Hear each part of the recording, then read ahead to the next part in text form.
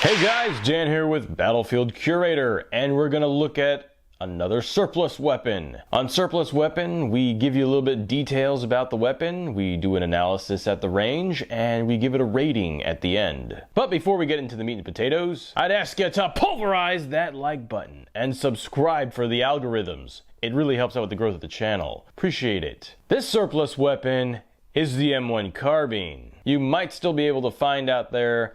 They do have them on RTI. They go for a pretty high price. But yeah, going back to the M1 Carbine.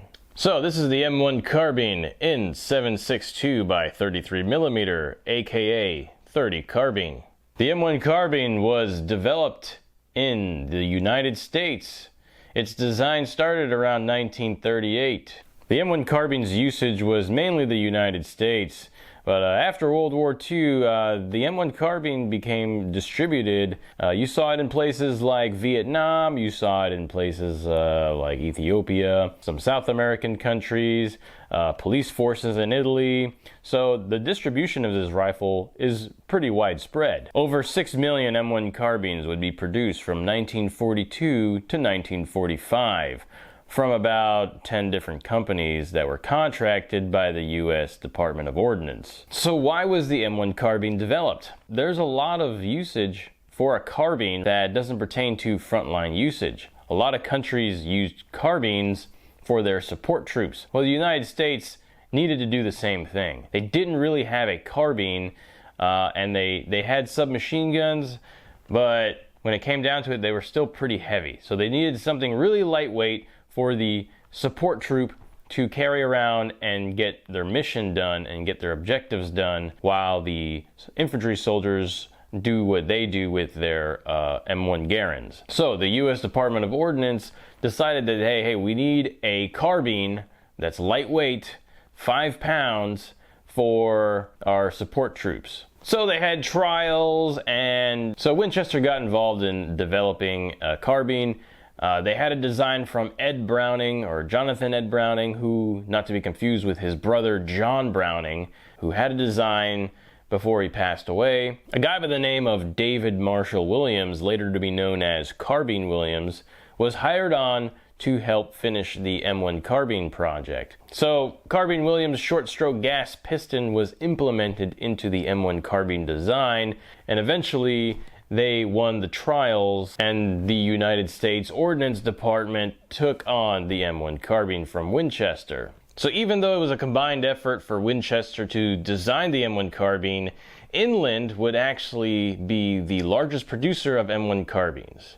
Winchester was busy also making M1 Garands. So here's what the M1 Carbine looks like. From 1942 to 1945, you saw design changes, but we're going to go over pretty much what you can find on all of these carbines. Essentially, we're not going to go every little detail, but we'll go over some of these design changes. The barrel length is a very short 18 inches, and the rifle comes in at around 5 pounds. Originally, the M1 Carbine would have had flip-up sights in the rear. Later on, they would change those out for adjustable sights. Originally, there would have been no bayonet lug on the barrel. It would have just been a barrel and a sling mount. But then they switched to a bayonet lug that also had the sling mount. So now the M1 Carbine would be able to mount the M4 bayonet. Early versions would have had a flat bolt, but they switched to a round bolt design because of reliability. The flat bolts had some issues. They could have cracked under a lot more pressures, for prolonged periods of time. Another feature that you would have seen on early carbines is the push button safety. The push button safety was switched out for a selector switch because it was sometimes difficult to figure out, are you pushing the safety or are you pushing the mag release? So given its semi-automatic design, you'll see that it has a rotating bolt very similar to the M1 Garand. It also has a slide that does not lock to the rear unless you push a button to lock it to the rear manually. The magazines during World War II were 15-round magazines that held 30 carbine cartridges. The 30 carbine was specially designed and can be similar to a .357 Magnum. Later on, they developed 30-round magazines. The front sight on the barrel is a standard blade type sight that's got two protectors, but you'll notice that it's not exactly a blade shape, it's more squared off at the top. Also on the barrel, you'll notice on some of these that you'll have a manufacturer mark. Those won't be the actual manufacturer of the M1 Carbine itself. The actual manufacturer of the M1 Carbine is going to be behind the rear sight or underneath the adjustable rear sight. Then you'll notice that the serial number is below the manufacturer. I actually go over how to identify M1 carbines in another video, which I have linked in the description, so be sure to check that one out as well. The buttstock is unique. As you can see, it holds an oiler that also acts as a sling mount. So now the US military had a carbine to take to World War II. A lot of these got issued to support troops who were in desperate need to switch out to a carbine from their pistol. The big reason why the carbine was effective was because it could reach out and touch an enemy further than a pistol would. If the support troop has a full-size rifle, they might not be as effective as getting their job done carrying around and lugging around a very heavy rifle when they might only see combat a few times. So, how effective was the M1 Carbine during World War II? Well, World War II's most decorated hero, Audie Murphy, used an M1 Carbine. He found it on the battlefield and dubbed it the Wounded Carbine. He actually liked this carbine so much that he memorized the serial number. Apparently the carbine now sits at the 3rd Infantry Museum at Fort Stewart. So after World War II, this weapon saw action in Korea, Vietnam, with police forces around the world. A lot of these got sold off as surplus in the US, and civilians had them in their hands, and they were very fond of the M1 Carbine. It's very lightweight, you can carry it around, it's a good personal defense weapon, it's pretty good for close engagements. Why would you need something heavy and bulky when you'd have a little M1 Carbine handy as a personal defense weapon? So there are still M1 carbines all around the world, and you still see M1 carbines coming into the country every so often. Surprisingly, Midway USA had a batch of some from Italy, and they sold out within a day or two. And they sold out for premium pricing. Royal Tiger Imports still has M1 carbines that were imported from Ethiopia, but their batch is running low, and the prices are pretty high. And the quality, I mean, these are reliable weapons, but being in storage for so long, not in the best conditions, they look a little rough. So your best bet is to probably, if you're looking for an M1 carbine, look around locally. These M1 carbines will suffice for a lot of civilian usages. So, with that being said, let's go and see how it actually does at the range.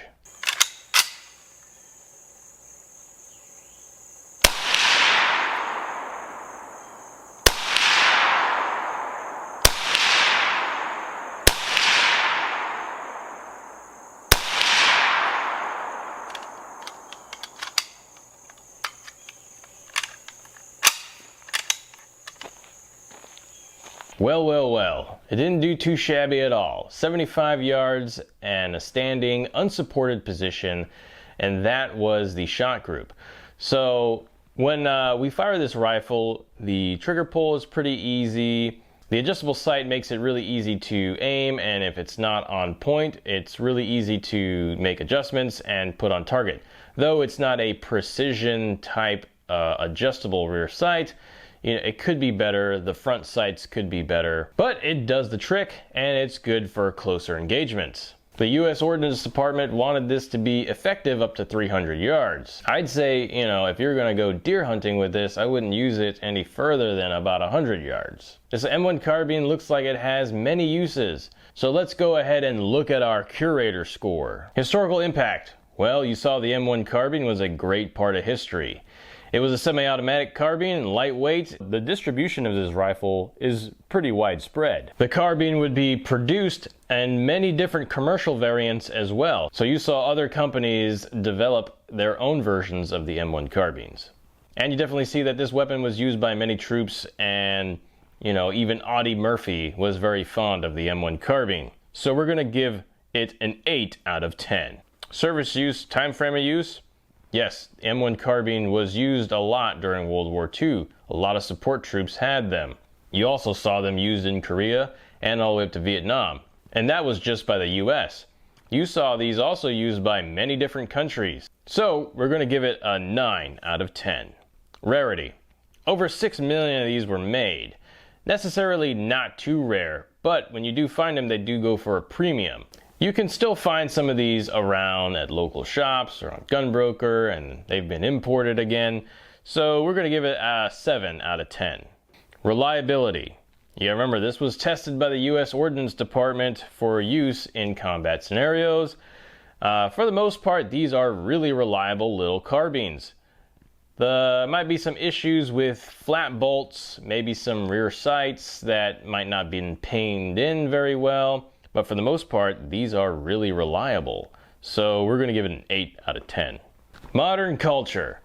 Well, we've seen the M1 Carbine displayed in movies and TV shows, video games. I mean, you name it. Anything that has to do with wars from World War II to Vietnam, it's probably going to have an M1 Carbine in there. Not only that, but this is highly sought after by collectors, and you do see a lot of social media influencers that love the M1 Carbine. So, for modern culture, we're going to give this a 10 out of 10. Ease of use. This weapon system is really easy to use. You load up a magazine, you insert it, you chamber around, and you fire away. It's light and handy. You can carry it around in the field. You can carry it around as a personal defense weapon. When it comes down to the ease of use, we're giving this a 9 out of 10. Effectiveness. This carbine did really well at that 75-yard range. We've never taken it out to 300, but I suppose that the accuracy will be a little bit off, and you're probably not going to get much more power out of that 30 carbine round. So we're going to give this a 7 out of 10. Civilian usability. So many uses for the civilian populace. This is a great range weapon. Ammo is pretty available for the 30 carbine.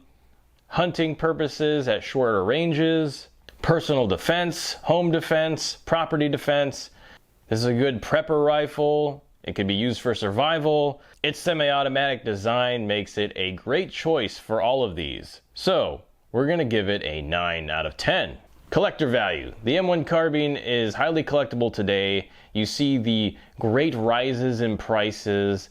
You see the high demand. So, when it comes down to collector value, the prices just keep going up. And depending on the manufacturer or the rarity of the manufacturer, who knows what these will go in auction for next year.